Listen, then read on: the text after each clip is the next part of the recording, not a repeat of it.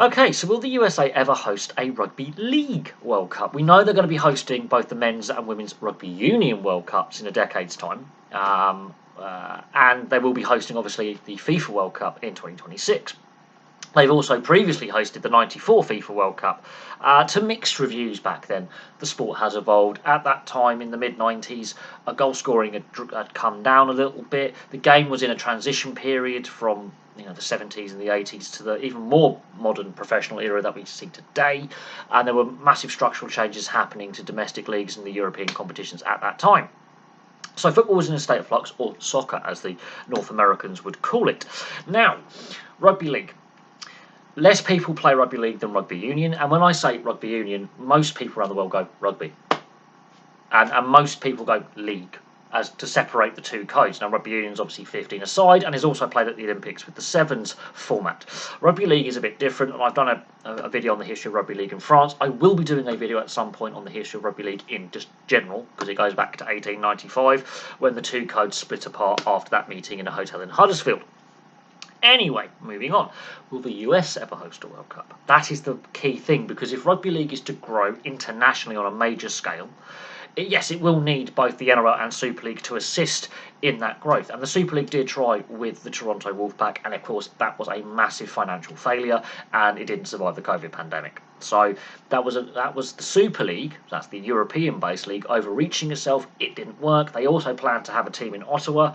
That didn't work. That team went from Hemel Hempstead, which is a town north of London here in the UK, to Ottawa, never played a game in Ottawa, and relocated to Cornwall, which is one of the poorer areas in the southwest of England, which is very, very rural and doesn't have the infrastructure links of transportation to the rest of the UK that a major city like Birmingham, for example, or London have.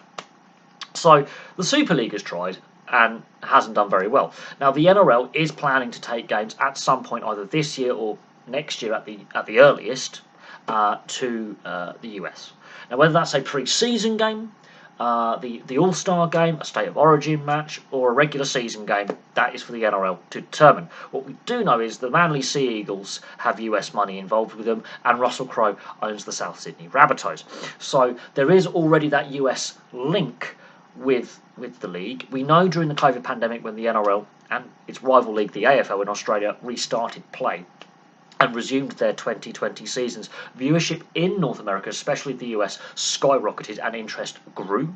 What we are seeing is more casual sports fans from North America literally stumbling across rugby league through this medium of YouTube and the internet in general, and realising, hey, there is something about this sport that we like.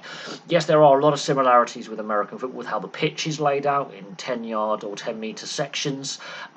It's obviously a faster flowing game than rugby union, which can be seen as a bit too stop-start, and lengthy spells of breaks in play. Rugby league, the ball is in play for longer, there's more motion, there's more things happening, it's a faster paced version of rugby, which could suit the US audience massively.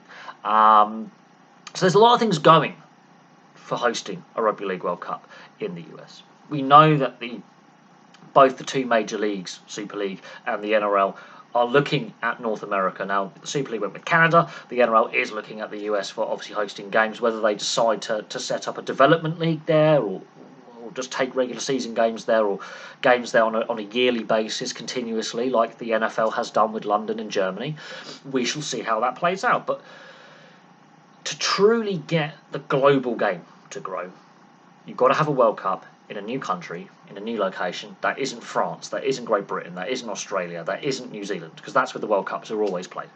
The US is the best country in the world because you've got all the corporate money, you have a sports mad nation that wants to be the best at everything, and to host a World Cup, okay, hey, look, we're hosting this, we've got to make our team better, we've got to grow the game. So what's happened with what I call football, what the Americans call soccer, is they're going to be hosting their second World Cup. The '94 World Cup, they host it, and they have a brand new league set up in the MLS in '96, and now soccer, as they would call it, football as I would call it here in Europe, is now more popular than ice hockey and is catching up baseball for participation and viewership.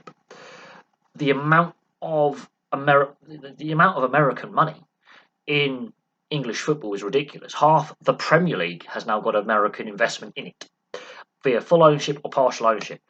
So That's what one sport's managed to do. Imagine with rugby league if that could catch on. They host a World Cup. The national side wins a couple of games. They're not expected to win many. They didn't qualify for this year's World Cup, just gone, which is a shame because they were there in 2017 and 2013. They failed to qualify, which is a shame. But just imagine if it catches on in the US. So it's possible. The one stumbling block is the time of year it will have to be played, which will be October and November. That means the NFL will clash with it.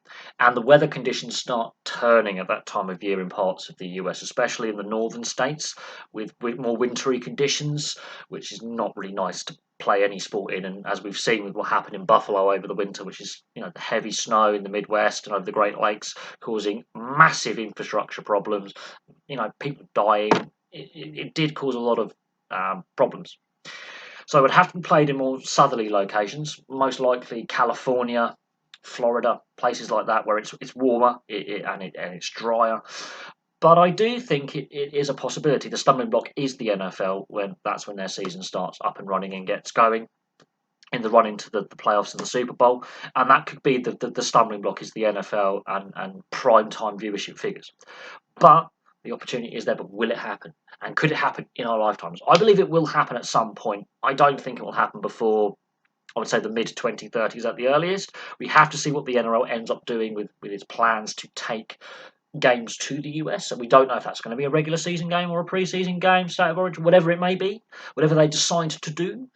But we shall see what happens. Thank you very much for watching. Place your thoughts in the comment section below, and I'll have some more content for you very, very soon.